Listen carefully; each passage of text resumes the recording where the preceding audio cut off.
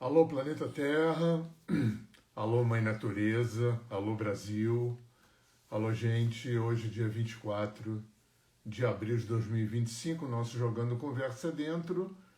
Hoje, com esse tema, que foi o tema que eu levei na terça-feira para a roda de cura de alinhamento energético, que é a nossa conexão.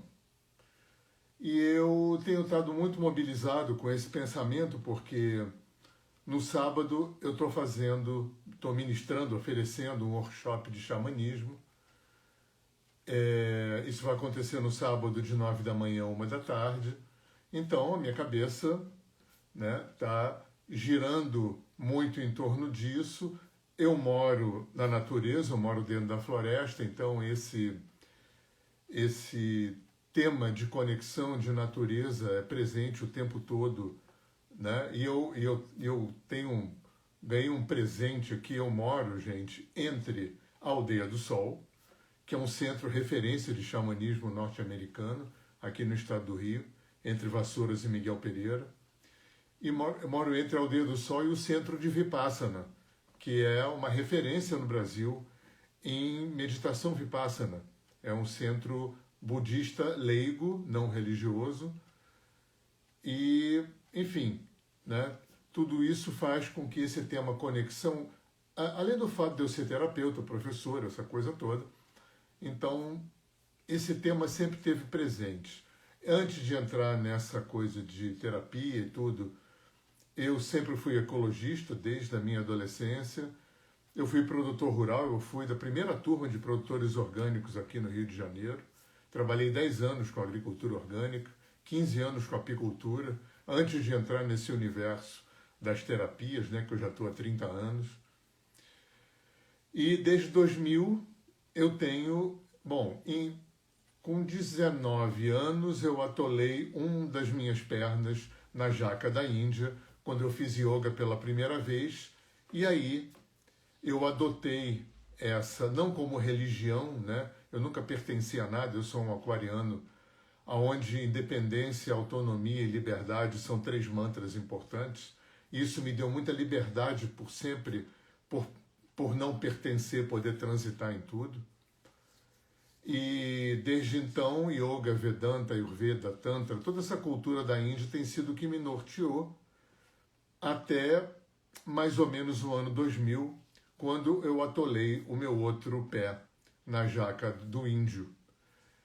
Aí o xamanismo, aquela coisa toda, a Aldeia do Sol, e eu acabei, enfim, por uma série de razões, tendo mais afinidade, me ligando mais com as culturas nativas do norte, as culturas nativas norte-americanas. Mas, de qualquer forma, ao longo desses 25 anos, eu tive uma conexão muito profunda, até porque durante 10 anos eu fui dono do Espaço Saúde, que foi uma referência no Rio de Janeiro, era um espaço em Laranjeiras, que foi uma referência não só no yoga no Rio de Janeiro, no Ayurveda no Rio de Janeiro, como também no xamanismo. Eu tive uma sócia que, além de minha sócia, era minha vizinha. Ela morava no andar de baixo do meu, ali em Laranjeiras.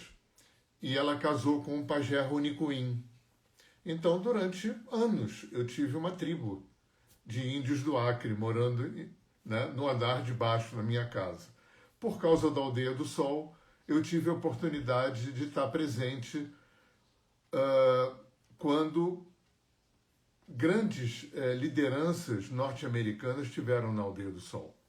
A gente recebeu o Nelson Turtle, que era um dos líderes dos Cheyennes do sul dos Estados Unidos, o Crow Bear, que era um Mohawk, era um índio moicano, que era um sun dancer, era um dançarino do sol, o Dennis Banks, que era um Ojibwe, que é uma nação enorme no norte dos Estados Unidos, sul do Canadá.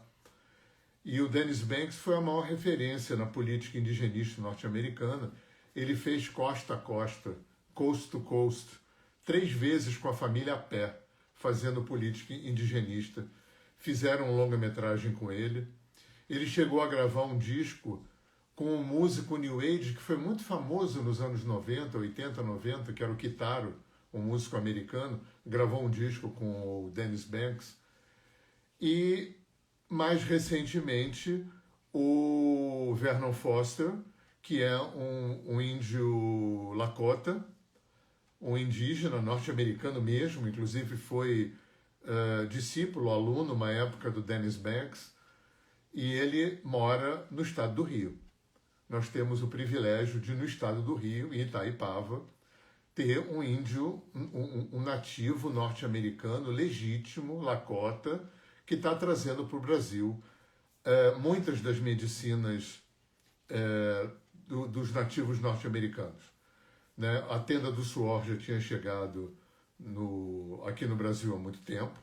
Né? Eu até tive a oportunidade de estar com as pessoas que introduziram no estado do Rio, né? O Tony Paixão, o Carlos Sauer, Rogério Favila, o pessoal que começou com esse trabalho de Sweat Lodge, de INIP, né? O Temascal, aqui no estado do Rio. E a entrada desse trabalho na Aldeia do Sol, a Aldeia do Sol se tornando um centro de referência, e cenas muito bonitas, porque existem duas profecias interessantes. Uma é indígena norte-americana, a outra é inca, e eu não sei qual é qual, mas não tem importância.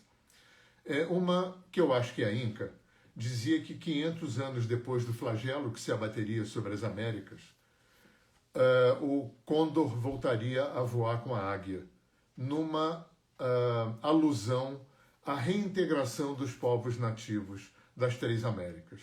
A gente não pode esquecer que a gente está lendo livro escrito por hindu e chinês há 5.000 anos, mas os nativos das Américas não produziram escrita, assim como os africanos não produziram escrita. Então vocês devem imaginar a quantidade imensa de tradições, de idiomas, né? De versões de histórias, de povos, de canções, de tradições, né? de vertentes espirituais e religiosas que simplesmente se perderam ao longo desses séculos, principalmente pós-invasão do homem branco nas Américas. E é linda essa profecia, porque hoje, de fato, como eu falei para vocês há pouco, muitos nativos do norte têm vindo ao sul, muitos nativos norte-americanos têm ido à Europa. Eu trabalhei na Alemanha durante 5 anos, entre 2003 e 2008, e conheci alguns trabalhos nativos norte. Aliás, é muito interessante, porque vou pular um pouquinho, depois eu volto. Xamanismo, né? Essa palavra que aqui no Brasil, basicamente, quando se fala nisso, se pensa em indígenas. Na Alemanha, quando você falava xamã, o pessoal pensava em leste europeu. Até porque essa palavra xamã, ela vem da Sibéria, ela vem daquela região, né, acima do leste europeu. E é muito interessante porque quando uma cultura entra na outra, quando culturas se misturam, muitos conceitos, muitos nomes, muitos jargões, né, muitas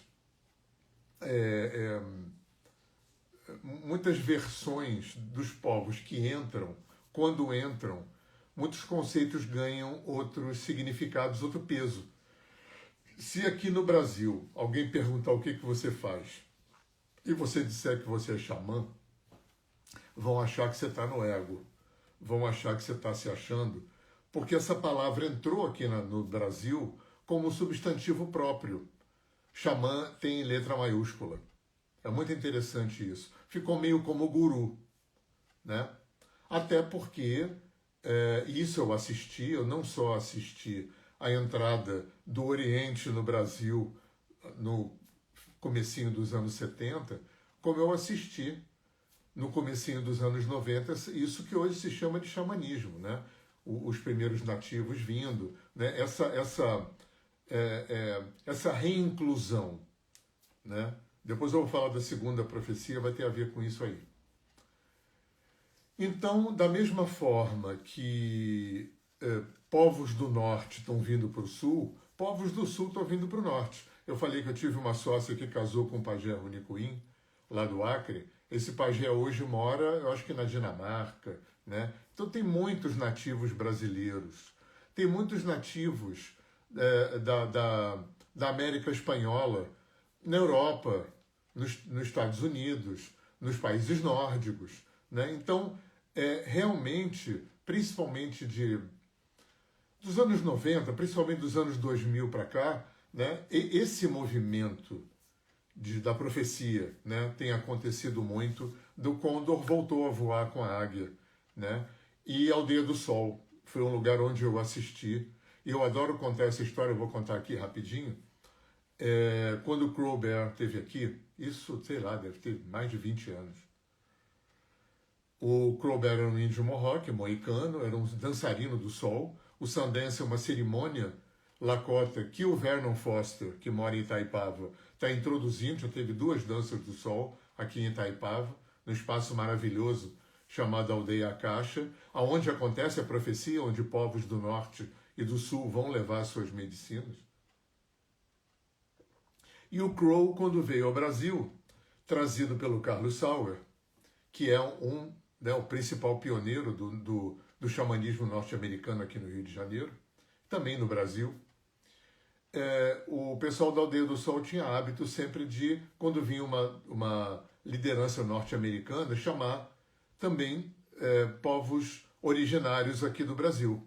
E naquela época a gente tinha muito contato, estava com muito contato com os Krenak, com um outro ramo da família do Ailton Krenak, pessoal lá de Minas Gerais, lá de Valadares. E o Ixoxó, todos esses lideranças que eu citei já faleceram, menos o Vernon Foster, aqui de Itaipava. Né, o Moicano já faleceu, o Cheyenne já faleceu, o Odibo já faleceu e o Ixoxó também. O Ixoxó, ele era o chefe dos caciques de todos os nativos de Minas Gerais. Ele era pai da Shirley Krenak, que hoje é uma nativa que está aí no mundo inteiro também cumprindo a profecia, é amigo da Greta Thunberg, né, está levando medicina, trabalhando com ecologia pelo mundo inteiro. E ela estava nesse dia. Então tinha uma família Krenak. Estava o Crow Bear e estava o staff xamânico do Rio de Janeiro, estava um rebuliço danado nessa bolha, porque, imagina, um índio moicano de verdade, né, pela primeira vez no Brasil. E aí a Aldeia do Sol cheia de gente, aquele burburinho, e de repente alguém fala assim, olha lá, olha lá, olha lá. A gente olhou e o Crow Bear e o Ixoxó, o cacique Krenak, estavam literalmente de braços dados. Eu tenho essa foto, de braço dado. Um não falava uma palavra de português, um não falava uma palavra de inglês. E eles passaram a manhã inteira longe da gente. Longe, passeando lá na outra ponta da Aldeia do Sol, de braço dado, conversando a linguagem da natureza e do espírito, obviamente. Né? Claro que foi um chororô geral, porque a gente viu a profecia acontecendo ali. Né? Isso é maravilhoso. A outra profecia é uma profecia que dizia que 500 anos depois do flagelo que se abateria sobre as Américas, os nativos norte-americanos chamavam aquele território de Ilha da Tartaruga. Eles diziam que os vermelhos iam renascer como brancos e esses brancos iriam trazer de novo a cultura vermelha para a superfície. O muito interessante porque já nos anos 70 eu já conhecia umas profecias tibetanas e hindus que diziam que nos tempos atuais os sadhus, os rishis, os gurus, os mestres do Oriente estariam nascendo como brancos ocidentais e esses brancos ocidentais estariam trabalhando para trazer, para implantar, né, essa cultura do Oriente no Ocidente, e tudo isso aconteceu e está acontecendo. Né? Eu me considero um oriental branco, porque eu não tenho dúvida nenhuma que eu já tive vida lá, assim como eu me sinto um pouco branco-vermelho, porque eu não tenho dúvida nenhuma que eu já tive alguma vida entre os nativos norte-americanos, que essas duas culturas falam muito alto dentro de mim, né? A cultura africana também, acho que eu tenho um pezinho lá também. E, enfim, esse movimento todo, né? Muito interessante a gente ver, né, como uma cultura como a nossa, talvez a cultura mais desconectada da natureza das quatro raças, e eu tenho falado isso, né, uma coisa que sempre me deixou perplexo. Por que que a raça que tinha a menor população no planeta foi a que preponderou? Porque o mundo hoje, com toda a diversidade que o mundo tem, o sistema político, social, econômico, né, que preponderou é o capitalismo, né, que é um sistema de homem branco, né, da cultura, como eu sempre falo, a cultura greco-romana, cristã, judaica, capitalista, branca, ocidental, né, foi a religião desse homem branco que preponderou, foi o sistema político, econômico, social que preponderou, e era, das quatro raças, a menos numerosa. E você vê que um país como a Inglaterra, que deve ser o quê? Tamanho de Minas Gerais ou menor, né? Durante séculos foi um império onde o sol nunca se punha. Esse país pequenininho, né, colonizou a Índia, colonizou a China, a Austrália, teve pelo mundo inteiro, né? Chegou aqui na América do Norte, né? E isso é um grande mistério, né? Que função é essa aqui, né? Dessa nossa cultura que é a mais desconectada. Uma cultura que se construiu em cima de um binômio, né? Eu estou generalizando, é claro, que é a ciência ocidental, materialista, e a Igreja Católica, né? E a nossa cultura básica, né? Uma cultura cartesiana, uma cultura mecanicista, né? Uma cultura racionalista, materialista, né? Não estou depreciando nem desqualificando, não. Eu acho que a nossa cultura, eu acho que cada raça teve uma função geral, e eu acho que a nossa raça branca, capitalista, cristã, judaica ocidental, talvez tenha sido, ao longo da história do homem no planeta, a cultura que mais conheceu a física, a química e a biologia, sem dúvida nenhuma. Mas por aí. Né? Entrou no psi, entrou na espiritualidade, entrou no subjetivo, entrou no parafísico, no metafísico, no extrafísico, no espiritual, brincou. Né? Aí a gente tem, no barato, 5.000 anos de África, de povos originários das Américas e de Oriente, estudando, pesquisando, praticando, né? Criando uma infinidade de religiões, de linhas filosóficas, psicológicas, né? Abundantemente por todo o mundo. Uma coisa que me chama a atenção dentro dessa perspectiva, obviamente, que nenhum povo é melhor do que o outro, né? Eu não acho, eu lidei bastante com, eu lidei até mais com indianos do que com povos originários nativos, né, os indígenas, mas lidei com muito indígena do sul e do norte, mas mais com indiano.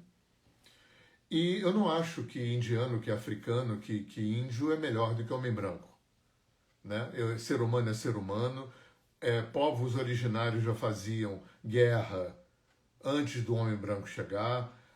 Povos da África já se escravizavam antes do homem branco chegar. Né? Homem é homem. Homem que eu digo, né? Tem que parar de chamar ser humano de homem. Né? Isso é machismo estrutural. Ser humano é ser humano, tem medo, raiva, angústia, falha, imperfeição, erro, igualzinho em qualquer época, em qualquer lugar do mundo. Mas tem uma coisa que é um diferencial, que eu acho que tem a ver com a nossa história. Por que a gente perdeu a conexão? Ou por que a gente nunca teve conexão? E por nunca ter tido conexão, a gente precisou que o Oriente invadisse o Ocidente a partir dos anos 60. E que o xamanismo, os índios voltassem, os vermelhos voltassem para a superfície a partir dos anos 90, 2000. Por que foi necessário?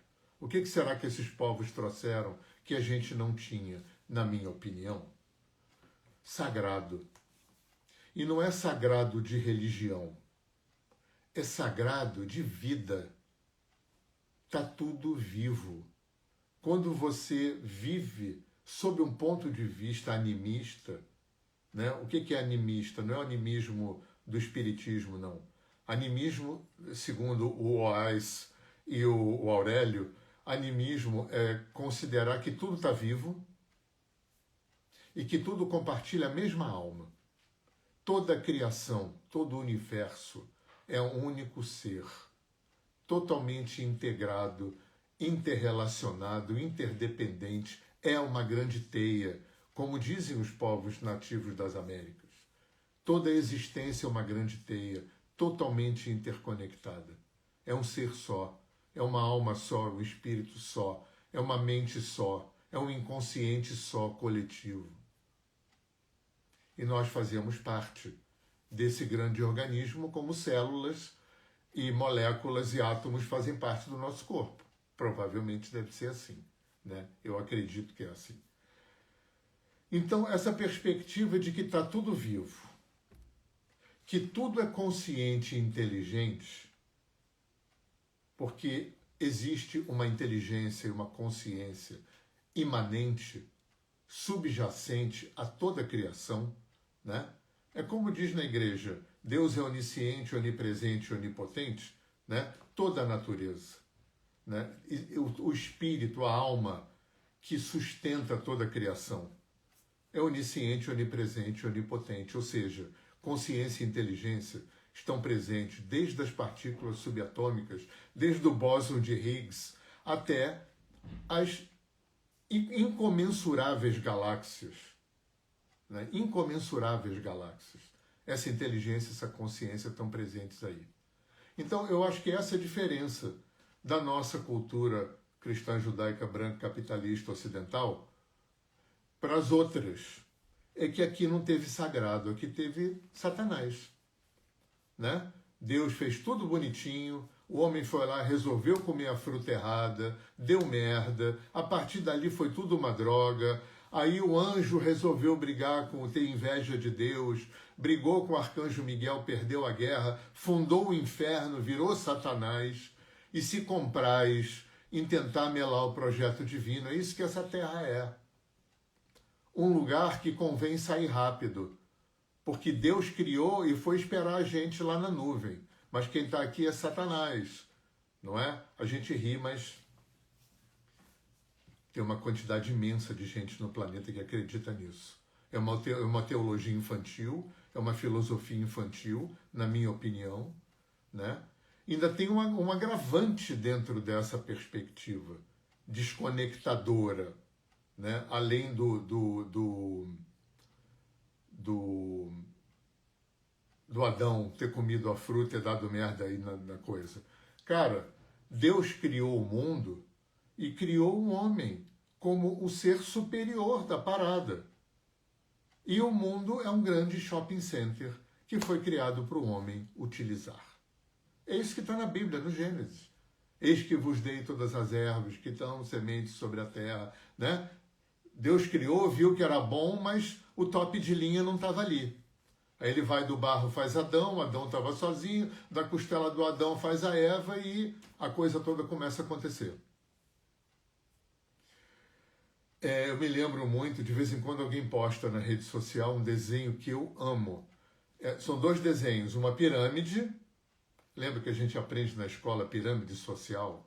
Aí tem uma pirâmide, no topo está o homem, aí abaixo do homem vem os animais, os vegetais, os minerais, nananana, né? Isso é como a ciência e a religião vigente que forjaram nossa visão de mundo, né? Desenham a criação. Aí depois do lado tem outro desenho que é um círculo. Dentro desse círculo está o homem, vegetal, mineral, animal, todo mundo ocupando a mesma hierarquia. Não tem uma hierarquia. Como é que vai ter uma hierarquia no universo holográfico? Como é que vai ter hierarquia numa criação que é multidimensional? Que até a física quântica já reconhece a multidimensionalidade, a holograficidade da criação. Não tem hierarquia. Ou tem hierarquias que se interpenetram holograficamente, né?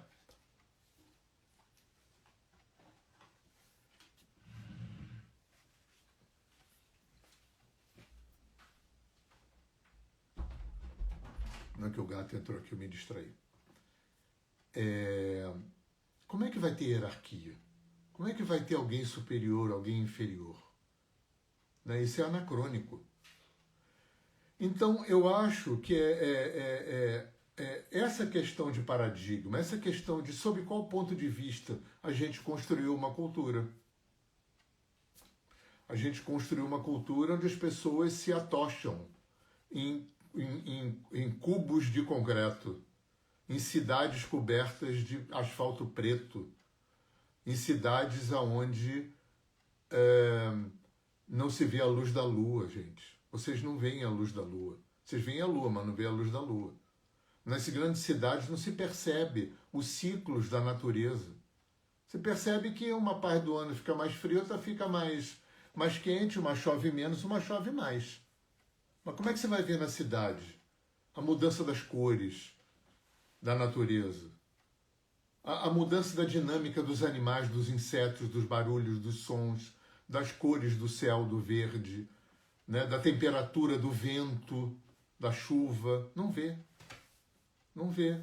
Não vê e não faz diferença não ver. Sabe por quê? Porque não está vivo. Porque é tudo inanimado. A única coisa inanimada, a única coisa animada que tem é gente e bicho. O resto é inanimado. Né? Vegetal é vagamente vivo, né? Animal é um pouco mais vivo, mineral é nada vivo, e ser humano é o top de linha da história. E, gente, foi isso que a gente fez do planeta. Me dá tristeza ver o estado planetário, ambiental, ecológico e humano também, né? Me dá tristeza, às vezes um pouco de revolta, mas não me deixa perplexo. Porque o ponto de vista, o paradigma sobre o qual a gente construiu nossa cultura foi a partir do ponto de vista de que o ser humano é o ser superior, que é o top de linha, e que todo o resto foi criado para servir esse homem que é superior a toda a criação. Só esqueceram de dar a esse homem superior, né? E aí eu acho que esqueceram não, né? A nossa cultura esqueceu.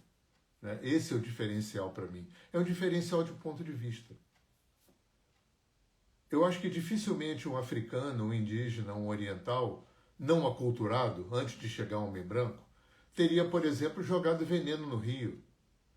Teria feito algum tipo de ato, né, que estragasse alguma coisa gratuitamente ou de uma forma irracional, porque está vivo, o rio está vivo. Os indígenas norte-americanos chamam as árvores de polvo em pé. Os minerais são polvo pedra. Os minerais são os primeiros habitantes do planeta. São os que chegaram primeiro. Os minerais, segundo as culturas nativas norte-americanas e muitas das culturas orientais e africanas também, os minerais são considerados a memória do planeta. Porque eles viram tudo o que aconteceu aqui. E muitas etnias indígenas, muitas, desenvolvem formas sensitivas de se comunicar com os reinos. De se comunicar com o reino animal, com o reino vegetal, com o reino mineral. Porque o reino mineral guarda, né? É como o cérebro físico da Terra. Tem o inconsciente coletivo, né? O campo mórfico, o registro acástico planetário, né? Que é subjetivo, que é abstrato, e tem os minerais, que são concretos. É como cérebro e mente. O cérebro da Terra é o mundo mineral. Esse é o cérebro, é quem veio primeiro. São os primeiros que vieram morar aqui, é o povo pedra, o povo trovão. Por que chama de povo? Porque está vivo. Está tudo vivo. Tudo expressa. É claro que né, uma das dificuldades, eu tenho alguns amigos que são bem da ciência e tudo, né? E pessoal agnóstico, ateu e tudo, que não consegue imaginar consciência e inteligência acontecendo fora de um cérebro cheio de neurônio. É claro que a consciência e a inteligência subjacente a 100% de toda a criação se expressa de diferentes formas de acordo com o veículo. Agora, a gente também não tem como saber, né, o nível de sofisticação que tem da consciência e da inteligência se expressando no mundo mineral, como os minerais se comunicam. Hoje a biologia já sabe que o nível de comunicação entre o mundo vegetal é de uma sofisticação enorme. O que acontece embaixo da terra, nas micorrizas, nos sistemas radiculares das plantas que se autoajudam, que se ajudam mutuamente, que formam realmente uma comunidade que se comunica.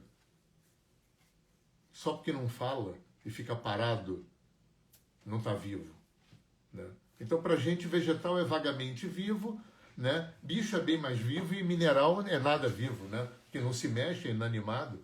E aí eu vou repetir pela 10ª vez a fala daquele monge da Índia nos anos 80 que no meio de uma palestra bate na parede e fala assim, isso para vocês é inanimado, né? Aí todo mundo falou, sim, é. Ele falou, bota no microscópio eletrônico. Está tudo em movimento, gente. Uma das coisas que é fascinante, né, e que a própria ciência de ponta, física quântica, também sabe disso, não tem absolutamente nada, nada parado na criação, no universo todo. Do mundo subatômico mais minúsculo, as maiores redes de galáxias. Eu acompanho umas páginas de astronomia. Eu estava falando para a Gabriela hoje que eu não sou uma pessoa religiosa, nem sou devoto e tal, mas tem duas situações onde eu vejo Deus. Uma é quando eu tenho um hobby maluco, que é ver vídeo de cirurgia. Eu descobri umas páginas no YouTube de médico, deve ser para estudante, né? Eu já vi mudança de sexo, transplante de coração, transplante de rim, cirurgia de cérebro com a calota fora e o cara acordado, né? E olhar o corpo humano dentro, gente, para mim é uma experiência, é uma epifania. E a outra é ler as páginas de astronomia, porque a gente entra numa dimensão de tempo e espaço que é inconcebível até para esses caras que estão na ponta das pesquisas com James Webb, com aqueles telescópios que estão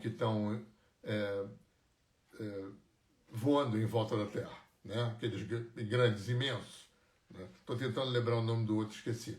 O James Webb, é o mais novo, o outro é o mais velho. Cara, descobriram uma rede de galáxias. Descobriram uma rede de galáxias cujo tamanho, a distância eu não lembro, mas deve ser um absurdo desse. O tamanho desse emaranhado de galáxias são alguns bilhões de anos-luz. Um ano-luz, gente, já é muita coisa. Um segundo-luz já é muita coisa, 300 mil quilômetros, um segundo. Agora multiplica por 60, multiplica por 60, multiplica por 24, multiplica por 365 e vai dar um ano-luz que é zero a beça, nem cabe na calculadora. Agora imagina bilhões de anos-luz. Buracos negros, estrelas com massas de centenas de milhares de vezes a massa do Sol. Isso é impensável. Isso é impensável e está tudo vivo. Está tudo interconectado.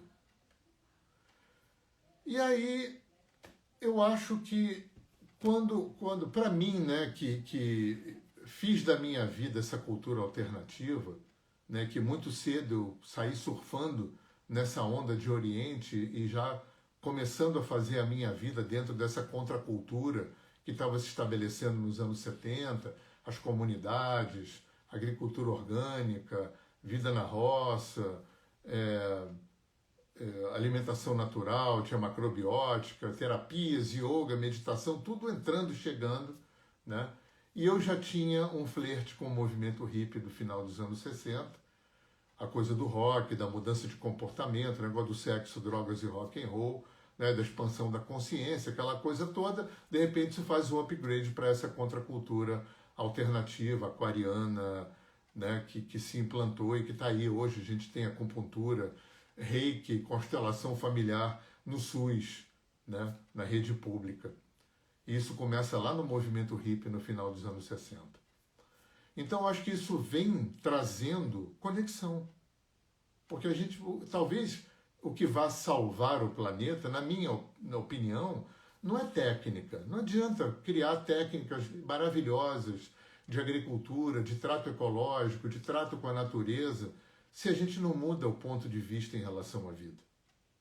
Enquanto a gente não introjetar que está tudo vivo, que tudo é consciente e inteligente, e que a gente faz parte de um organismo vivo, inteligente, consciente e totalmente interconectado e interdependente, enquanto a gente não sentir, não experimentar, não vivenciar, né, não se apropriar disso na prática, não só na teoria, né, eu acho que não vai adiantar, porque a gente vai continuar fazendo, seguindo o paradigma da nossa cultura, que é um paradigma alopático.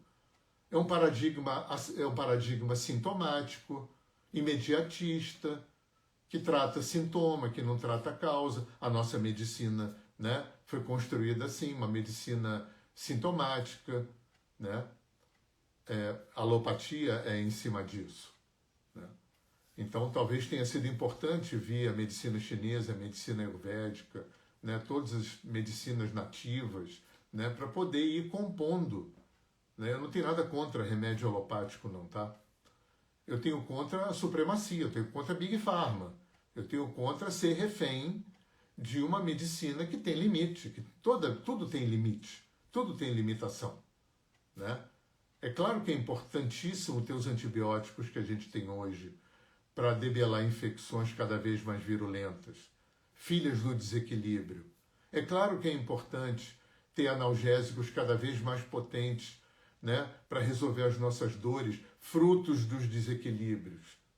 Tudo isso tem um pezinho na alimentação envenenada, na alimentação errada, num ar poluído, numa água ruim, num estado emocional e psicológico ruim, porque a nossa cultura não privilegiou nada disso, ao contrário dessas culturas antigas, que trata a psique, as emoções, desde pequeno, né, que tem um olhar holístico para a vida, tem um olhar multidimensional para a vida, tem um olhar integrativo para a vida. Você vai olhar toda a cultura africana, as culturas das Américas, as culturas do Oriente, todas elas consideram, tem um olhar integrativo, né? É o círculo, o homem dentro junto com todo mundo. Não tem uma hierarquia de pirâmides. Pirâmide ganha-perde. E esse ganha-perde é um dos pais da nossa desconexão. O círculo é ganha-ganha. E essas culturas antigas, elas se constroem na perspectiva do ganha-ganha. A nossa cultura se construiu na perspectiva do ganha-perde. Cada ganho implica numa perda. Por isso que é pirâmide. O que é pirâmide? É pouca gente detendo muito capital e poder à custa de muita gente embaixo da pirâmide, que tem que ser mantida embaixo da pirâmide, porque senão não gera força de trabalho para manter aqueles caras no alto da pirâmide. Esse é o capitalismo, né? Não estou fazendo discurso comunista, né? Isso é um fato, a gente aprende na escola. O capitalismo funciona na perspectiva da pirâmide, e pirâmide é ganha-perde.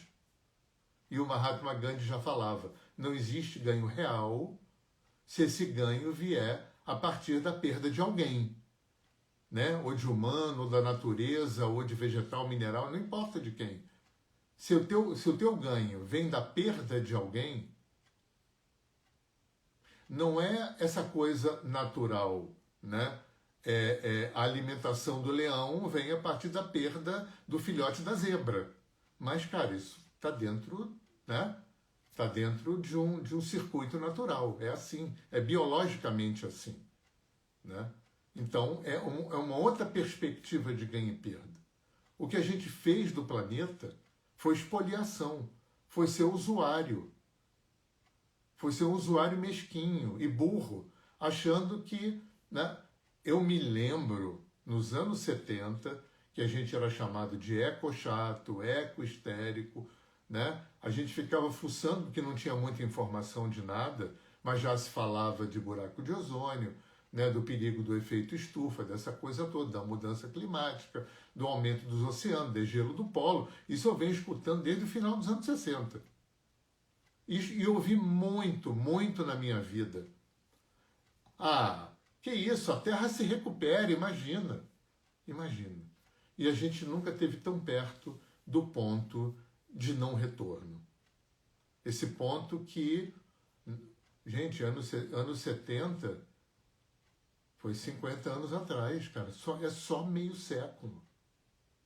Em meio século, olha a acelerada que deu, que foi aproximando a gente do ponto de não retorno.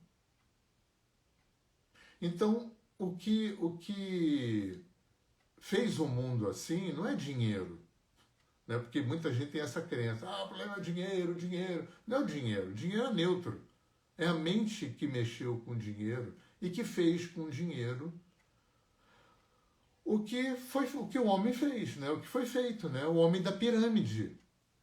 Né? Pirâmide, gente, pirâmide. Quem tá no ápice da pirâmide não está nem aí para o mundo que vai ser herdado pelos filhos e netos. Não está nem aí para quem está na base da pirâmide. Nunca teve nem aí. Esse é o resultado. Se o homem tivesse preocupação com o mundo que vai deixar para quem vem depois, se o homem tivesse preocupação com saúde, educação, segurança, bem-estar, né, de toda a humanidade, de quem está lá embaixo na pirâmide, né, se quem está em cima estivesse trabalhando para quem está embaixo subir e não para manter, né, talvez o mundo fosse diferente. Talvez o mundo fosse diferente. Aí eu acho que entra uma coisa que ocupa também os meus pensamentos muito também, porque talvez eu tenha sido a primeira geração que todo jovem quer salvar o mundo, né? Faz parte da juventude, querer mudar o mundo, querer salvar o mundo. Isso é muito importante, é fundamental que seja assim, né? É claro que na maturidade o jovem que queria mudar o mundo vai ver que pouco do que ele lutou por aconteceu, mas aconteceu, né? Foi por causa desse movimento de novas gerações que não conseguem fazer o que elas gostariam e anseiam, mas que foi o suficiente para dar movimento, para dar continuidade, para fazer um upgrade. Então, acho que a minha geração foi a primeira que focou nessa coisa da saúde do planeta, da ecologia. Né? E eu já quis também, né? E hoje eu vejo, né? Eu escuto muito, eu estou acompanhando isso tudo, né? Curar a Terra, curar o planeta, curar o planeta. Aí eu queria entrar numa outra seara, já que a gente está falando de conexão. Uma coisa que foi importante para eu curar esse binômio tristeza-revolta que dá quando a gente vê o planeta do jeito que está, né? Principalmente eu que venho vendo há 50 anos como foi ficando. O importante para neutralizar isso dentro de mim foi uma coisa que eu aprendi com a Ayurveda. Foi a diferença de estar errado e estar desequilibrado. E a gente tem uma tendência natural, numa cultura como a nossa, cartesiana, mecanicista, que se constrói em cima do binômio ciência e igreja. É natural, né? Ainda tem no imaginário coletivo, ainda tem a luta do bem contra o mal, tem aquela coisa toda, o pecado e a culpa, né? Emocionalmente a gente ainda funciona nas relações tendo a culpa como um elemento muito, muito presente, né? A culpabilidade é uma coisa que está muito presente nas relações, na vida psicoemocional de cada um.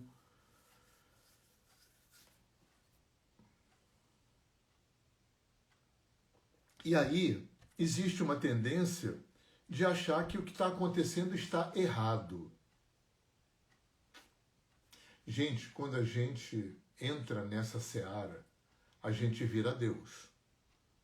Porque, dada a complexidade inimaginável da existência, inimaginável, na física, na biologia, na química, na metafísica, aonde você for, né? A complexidade da criação, a complexidade da existência, material e não material, né? Física e espiritual, é tão abissalmente complexa, e imensa e profunda, que a gente não tem um pentelésimo de subsídio para poder julgar e avaliar o que está certo e o que está errado.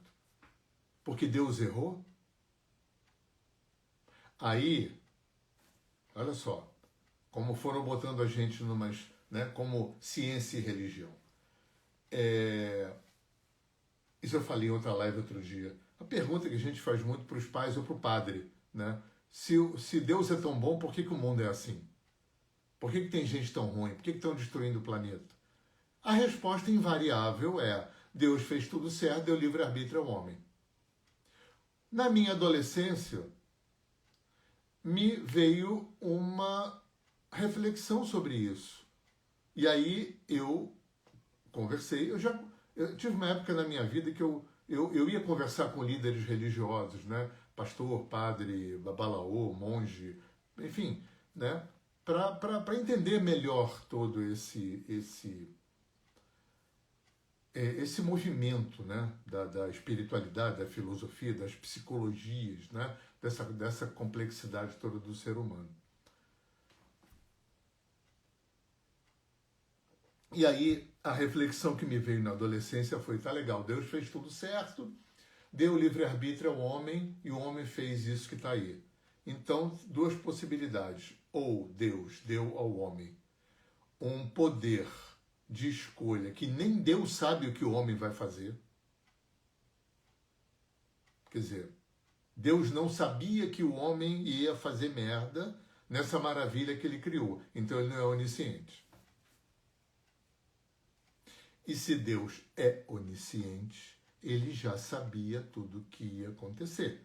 Então, cada fetinho que está na barriga de uma mulher, Deus corta um pedacinho dele, uma alminha, bota ali e fala: esse vai para o céu, esse vai para o inferno, esse vai para o céu, porque o cara é onisciente, ele sabe tudo o que vai acontecer.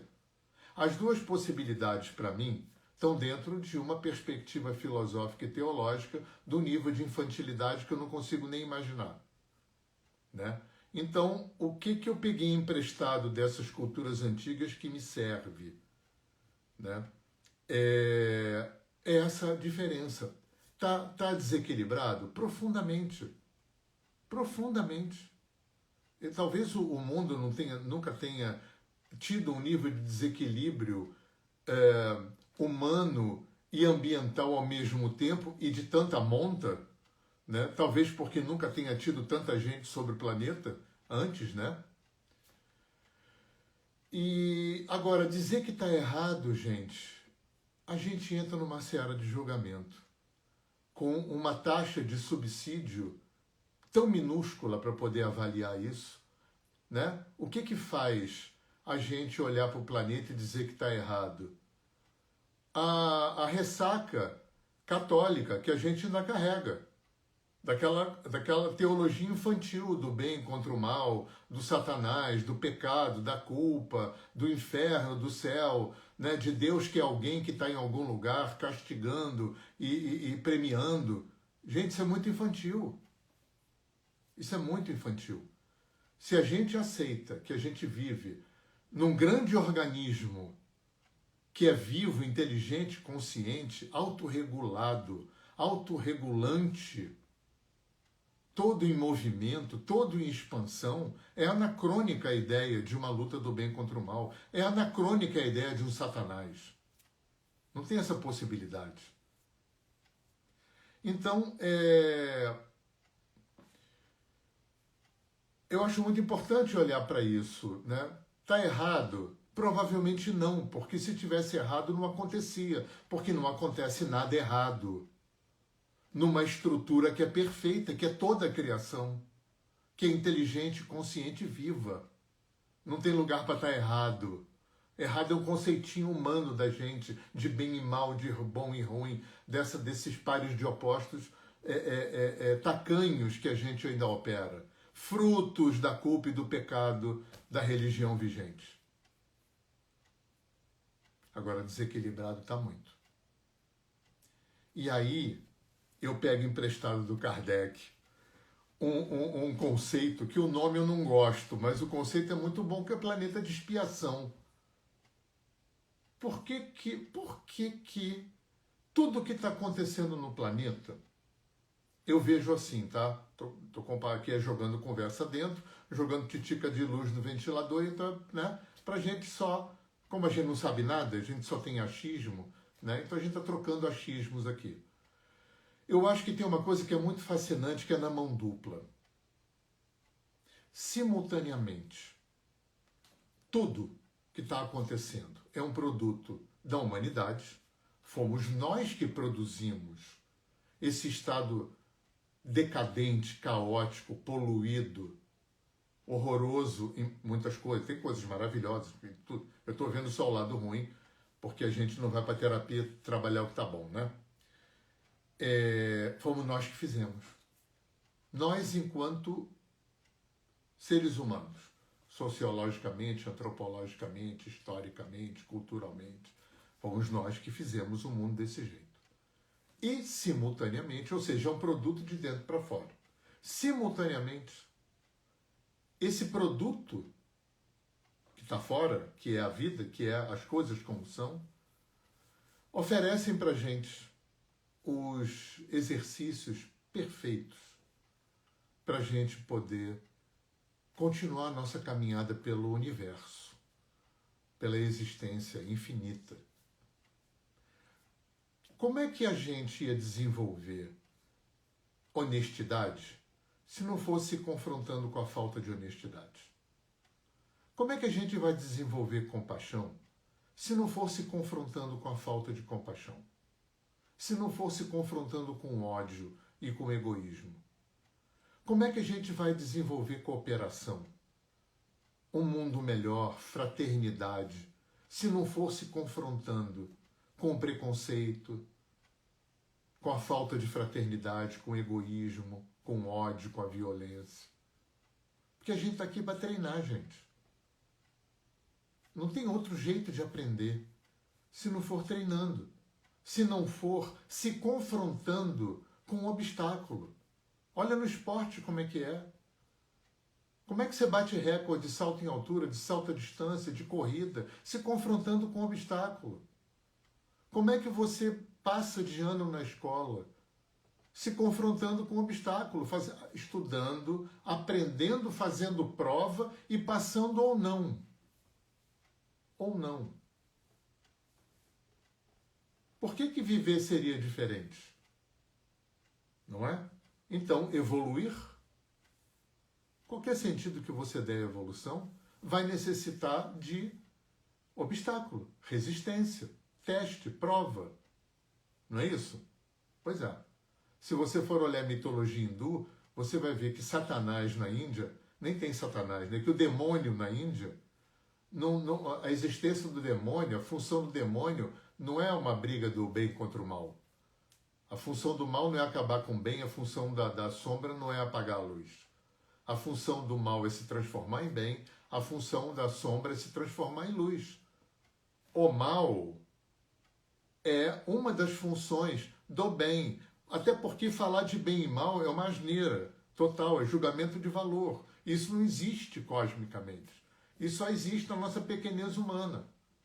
Por isso que o Bert Hellinger das constelações gostava de falar que Deus não funciona segundo as normas jurídicas, éticas e morais que o ser humano criou. Religiosas. O cara que foi padre falar isso. O homem criou normas jurídicas, religiosas, éticas e morais para lidar aqui no mundo dos homens. Mas Deus não. Deus, o universo, a vida, a criação, a existência, não funciona dentro dessas norminhas pequenas e minúsculas que o homem criou. A gente não entende nada, a gente não sabe nada. Por isso que a gente não pode julgar que está certo e está errado.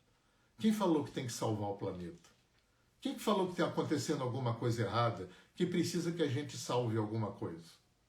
Deus errou, foi embora, largou aqui, esqueceu da gente, não tem ninguém tomando conta, não tem plano nenhum, não tem ordem, não tem inteligência, não tem nada operando, é um grande acaso. Tem gente que acredita que tudo é um grande acaso. Né? Então, para mim, é mais inteligente achar que o desequilíbrio imenso que a gente está vivendo, ele é totalmente proporcional à qualidade humana que a gente é. Aquele mestre que bateu na parede nos anos 80, numa palestra, perguntando se para vocês tudo isso é inanimado, uma vez ele, na mesma sequência, ele ficou uns 3 meses aqui com a gente nos anos 80, deu várias palestras, e um dia ele fala uma coisa que foi um divisor, gente, anos 80, eu era muito jovem, né? Eu estava na linha de frente do surf, dessa cultura toda que estava entrando aqui. Eu queria me iluminar ontem, né? Aquela coisa toda, macrobiótica, morando na roça, cabelo comprido, usava branco, meditava todo dia. Tudo legal, foi maravilhoso aquele tempo, maravilhoso. Vida de jovem, né? Que quer salvar o planeta. E eu ia falar uma coisa e esqueci. Bom, não importa. E assim, essa importância do desequilibrado, né? Do desequilibrado. Assim, viajei aqui, o monge na palestra, ele vira e fala assim, muita gente me pergunta, Swami, se Deus fez, aquela história do Deus fez tudo certo, né? E por que o mundo é assim? Aí ele falou assim, olha só, se Deus chegasse aqui agora, nesse momento na palestra, e transformasse num passe de mágica tudo num paraíso, a gente transformava no inferno de novo, rápido. Rápido. E aí ele falou uma frase que foi assim, um piano de cauda caindo do 10º andar na cabeça da gente. A gente, olha só que coisa forte, a gente não tem cacife para viver no mundo que a gente sonha. Porque jovem sonha muito alto. E a gente sonhava alto nesse tempo. A gente sonhava com um mundo sem guerra, com um mundo fraterno, com um mundo sem divisão de países, com um mundo sem dinheiro. Imagina. Gente, o mundo é perfeito como ele é. O mundo está fornecendo para a gente os exercícios perfeitos para a gente se trabalhar. E sabe por que isso é legal? Porque foi a gente que construiu esses exercícios. Foi a nossa imperfeição, foi o nosso egoísmo, foi a nossa raiva, a nossa angústia, nosso medo, né? a nossa fraqueza, a nossa imperfeição que construiu o mundo do jeito que ele é, oferecendo os exercícios perfeitos para a gente poder desenvolver o nosso potencial. A gente não tem cacife humano para estar em nenhum lugar melhor do que esse. E se todo o universo é inteligente e consciente, não tem errado, a gente está no lugar certo. Mas aí vem uma outra questão também, para a gente fechar aqui. Porque muitas vezes eu falo isso tudo na aula e eu ouço muito essa frase, mas então não é para não fazer nada? E aí entra um postulado oriental que é muito sofisticado e não tem na nossa cultura essa dialética, esse olhar multidimensional para as coisas. Vocês conhecem Bhagavad Gita? Pois é, Bhagavad Gita é um manual disso. É para fazer? É para fazer para? Depende. É para não fazer nada em relação ao estado planetário? Claro que não. A gente está aqui para agir. Mas agir para quê? Eu acho que essa é uma chave importante que os orientais vieram trazer para a gente também. Eu não tenho que tentar salvar o planeta para salvar o planeta. Eu tenho que tentar salvar o planeta para que a minha ação seja cada vez mais correta e eu salve a mim. Porque fui eu que fiz esse mundo desse jeito. Então o mundo me retorna a mesma qualidade que eu emiti, para que eu melhore com essa resistência, com esse obstáculo que o mundo me oferece, que foi produzido pela minha natureza humana. O mundo me devolve isso na forma de obstáculo, para que eu possa crescer. Eu tenho que fazer sim. Eu tenho que agir. Vamos ler Bhagavad Gita. É o manual disso aí. Eu tenho que agir como se eu fosse salvar o planeta, mas com a consciência de que não tem nada para ser salvo, porque está tudo dentro da ordem, está tudo dentro de um plano inteligente, está tudo dentro de uma estrutura que foi criada por mim para me oferecer material de trabalho para eu salvar a mim, porque a única pessoa que eu posso salvar sou eu. E é isso mesmo, gente. A gente não tem capacidade, poder de salvar nada. O máximo que a gente pode fazer, e tem que fazer, é isso que o Greenpeace fala. É pensar globalmente e agir localmente. Você acha que eu estou iludido que o lixinho que eu separo aqui para o cara levar vai melhorar alguma coisa? Não, melhora porra nenhuma para o planeta. Mas a minha atitude correta melhora a mim. Então, só essa chave. Porque hoje, né, eu moro na roça, eu sou vizinho do Vipassana, eu tem em volta de mim gente jovem, né? É muito legal poder lidar com eu ontem.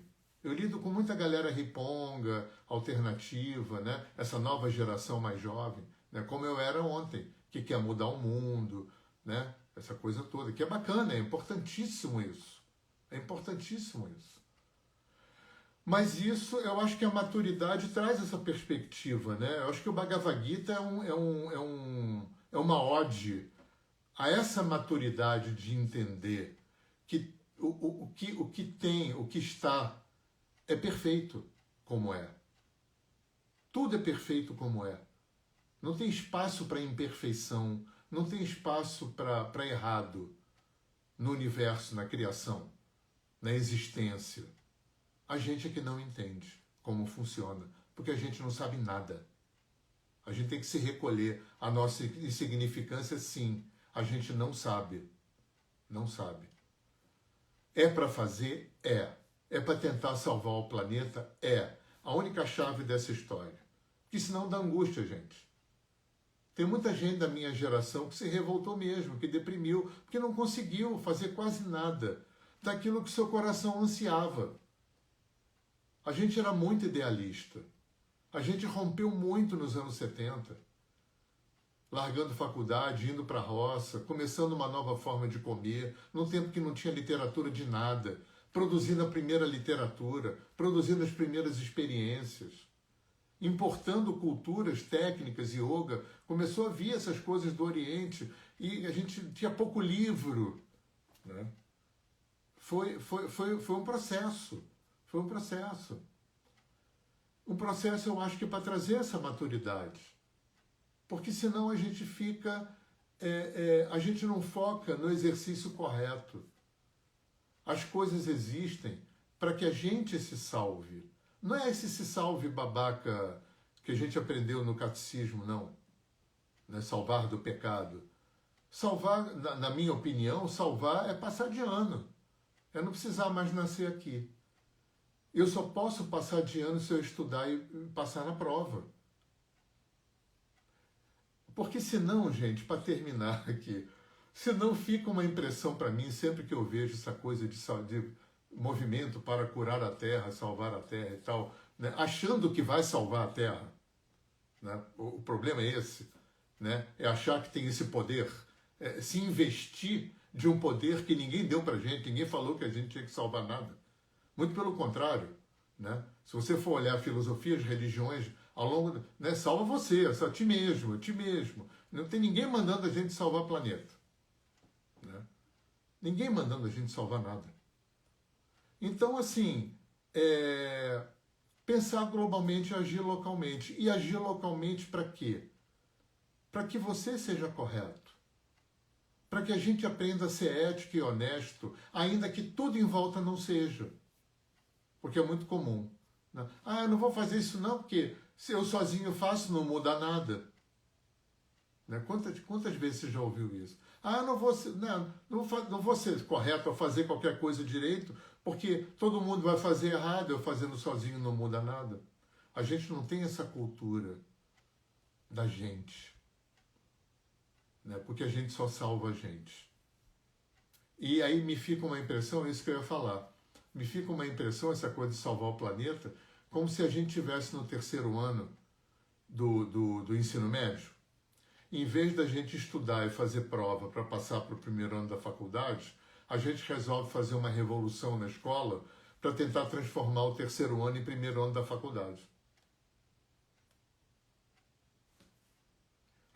A escola estava certa, aquilo foi bolado para ter aquela, né, primeiro, segundo, terceiro, fundamental, ensino médio, para a faculdade, tem um encadeamento, tem uma inteligência operando ali, né, que estudou, que bolou aquele sistema pedagógico, né, didático ali para isso. Não precisa subverter isso desse jeito burro. Então, tentar salvar o planeta é uma forma burra, na minha opinião, no sentido de que o foco está errado. Eu tenho que agir para salvar o planeta, para que isso sirva de material de trabalho para eu salvar a única pessoa salvável por mim, que sou eu. Ninguém pode fazer por mim o que eu tenho que fazer, e eu não tenho poder de fazer nada que não seja por mim. A não ser paliativo. Paliativo tem, caridade é importantíssimo. Importantíssimo. Né? A gente ter empatia, a gente ter solidariedade, isso é fundamental. Né? Mas isso também é para que eu vá, né, treinando para ser um ser melhor. A gente precisa só entender isso. Tudo é um treinamento para a gente ser melhor, não para mudar. Né? Senão acaba caindo naquela história. Né? Se a gente tivesse esse poder maluco de transformar o planeta para ele ser o paraíso que a gente sonha, não é a gente que ia habitar lá, não. Com essa qualidade humana que a gente não era mesmo. A gente ia ter que mudar para um outro lugar igual esse e aqui morar uma galera melhor. Beleza, gente? Então, né, fica por aí, já estou falando há um tempão, isso dá um congresso, isso é um assunto que me mobiliza desde sempre. Eu adoro esse assunto. E queria dizer para vocês que eu vou estar fazendo esse workshop falando, não é falando disso, mas falando de como os povos originários olharam para isso. E a gente chama isso de xamanismo. Eu não vou abordar nesse workshop xamanismo no aspecto religioso, não vou abordar no aspecto cerimonial nem ritual, nem com planta, nem com nada, porque já tem muito disso. Né? Eu venho acompanhando, vendo, estudando, né? Já li a literatura em português que existe sobre o assunto, né? Já participei de uma quantidade imensa de rituais, cerimônias de todo jeito, com várias etnias. Não é disso que eu vou falar. Eu vou falar dessa estrutura simbólica e arquetípica, né? Dessa estrutura mítica que todas as culturas desenvolvem, todas as culturas estruturam. Mas qual é o arcabouço filosófico e psicológico que tem por trás disso? Como é que eu, ocidental, que não sou indígena, posso me apropriar de uma forma saudável, sem fazer apropriação cultural idiota? Como é que eu posso me apropriar do essencial para que aquilo funcione efetivamente para mim? Não é só ficar botando cocar e tocando tambor. Né? A gente precisa também olhar para essa tendência que a gente tem como cultura ocidental de ficar investindo só no fora. Eu passei 20 anos da minha vida achando que porque eu morava na roça, não comia carne, vestia branco, meditava, tudo externo, né? Fazia ritual, né? Tinha altar, não sei o quê, porque isso ia fazer alguma diferença. Isso ajudou, mas diferença na minha vida fez terapia e meditação, que são atos internos. Cor de roupa, tipo de música que ouve, aonde mora, né? Que tipo de comida que come. Se você se ancorar nisso, para depender disso, para estar bem dentro, você criou um refém. Você criou um adicto, né? Eu tenho amigos que só ficam bem quando estão aqui na roça. Quando vão para o Rio, passa mal. Olha só, né? Que vantagem tem isso, né? A gente continua estruturando a nossa história fora, né? Então a minha segurança é fora. Eu só fico bem quando eu estou com determinadas pessoas. Eu só fico bem se eu estiver em tal lugar, vestindo roupas de tal cor, ouvindo tal música, ou comendo tal comida. Se não for isso, eu não fico bem. Porque a nossa cultura é uma cultura de investimento externo. A gente espera que o casamento vai resolver, que o trabalho vai resolver, que o dinheiro vai resolver, que o carro novo vai resolver. É sempre fora, é sempre fora. Por isso eu quero mudar o planeta. Para ver se esse fora melhora essa merda que eu sinto dentro. No fundo é isso, gente. A gente está sofrendo. E quer parar de sofrer. Só que a gente está numa cultura que se especializou muito pouco na psique humana, né? E só de 120 anos para cá. Do Freud para cá é que se tem um olhar mais aprofundado e mais amplo. Né? Tem filósofo grego, mas isso não ficou popular. Né? Então a gente tem muito pouco recurso.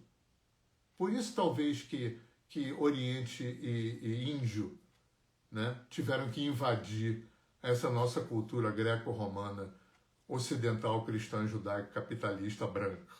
Né? Nós, que queremos salvar o planeta que está errado. Então vamos falar disso sábado.